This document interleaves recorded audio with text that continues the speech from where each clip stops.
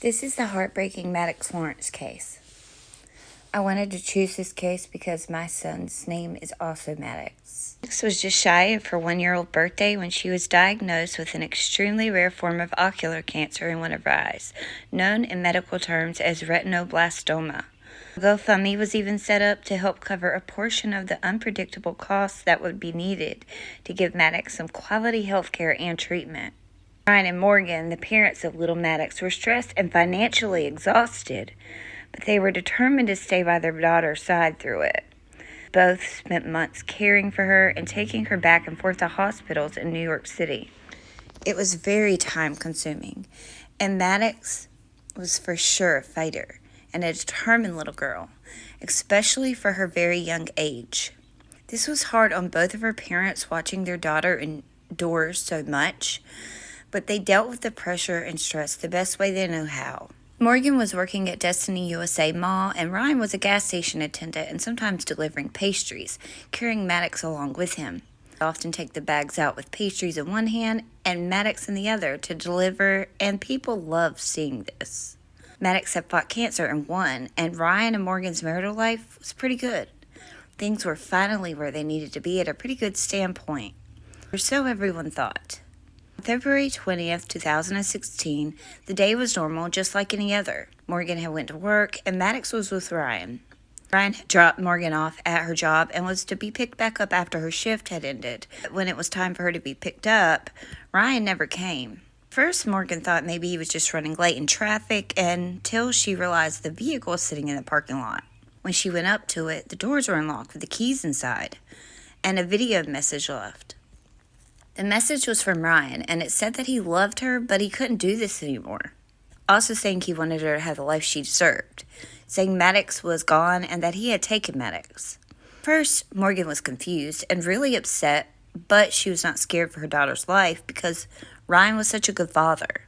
She drove home hoping he was there, but returned to an empty house. Morgan called the police, and an Amber Alert was put out for baby Maddox, and a search was on to also find Ryan. Police in Onondaga County didn't know what to expect at first because everyone was in shock and claimed Ryan would not harm Maddox and was just having a breakdown or just needed time alone. Everyone wasn't expecting what was to come. On the second day of the search, Morgan spoke at a press conference directly to Ryan, hoping he was listening somewhere. She was gripping a lectern and was trembling in obvious distress. She pleaded to Ryan to bring their baby home and to at least call so everyone knows that they are both safe. Later on, an employee working at Thrifty Shopper on Downer Street called 911 after spotting someone suspicious inside the shop who looked like Ryan. This person had long dark hair and smelled like smoke, appearing to be homeless but was also alone. Godwinsville PD arrived on scene. They stopped this person. The man gave a birthday that didn't match the age he had initially given and also didn't match Ryan's, and a misspelled birth name. Police pressed him further. He continued to lie until one of the police officers pulled on the hair of this man, removing it to reveal that it was Ryan wearing a wig. After realizing his cover was now blown, he admitted that he lied, and he was in fact Ryan Lawrence. Police asked him where Maddox was, and he responded only that she was in a much better place. When he was brought down to the station to be interrogated, he stated that he gave Maddox away to a couple who wanted a child. Syracuse police officer Mark Rusin spent hours talking to Ryan, gaining his trust, and it worked.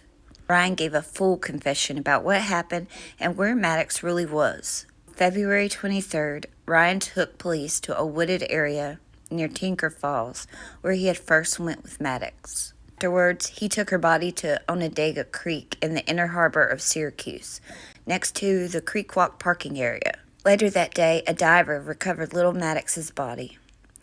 Ryan would later go on to admit the full story. After dumping his daughter's body, he walked from Syracuse to Baldwinsville in the disguise to evade being captured. After accepting a plea deal that gives him 25 years to life in prison, under the circumstances, he doesn't appeal and pleads guilty to first-degree murder. If he does go up for parole, it will be when he is 49 years old. In fact, this heinous act wasn't a spontaneous act at all. It was very planned out and premeditated. Ryan admits that he had practiced the day before, but couldn't bring himself to kill his daughter. But the next day he tried again and succeeded. Ryan was just 25 years old at the time of his sentencing and now calls the Sing Sing Correctional Institution his home. Maddox was brutally robbed of her milestones. She was just shy of her second birthday. Ryan took Maddox to the wooded area carrying a sheet of plastic to catch blood spatter as he brutally beat her in the head with a baseball bat. After beating his own daughter, he set her on fire with the ball bat in a prepared fire pit, burning both for hours. Afterwards, moving her charred remains to a container with cinder blocks to hold it down under the water where he dumped it. It was sad and senseless, like why? In fact, this was so calculated that inside his belongings were books on how to evade capture and manuals on survival. Ryan says he thought that he and his wife would be better off without Maddox, but police say that all of his statements allude to being jealous of Maddox. Yes, you heard me right, jealous of all the attention she received from her mother during her cancer and afterwards, and from others during that time.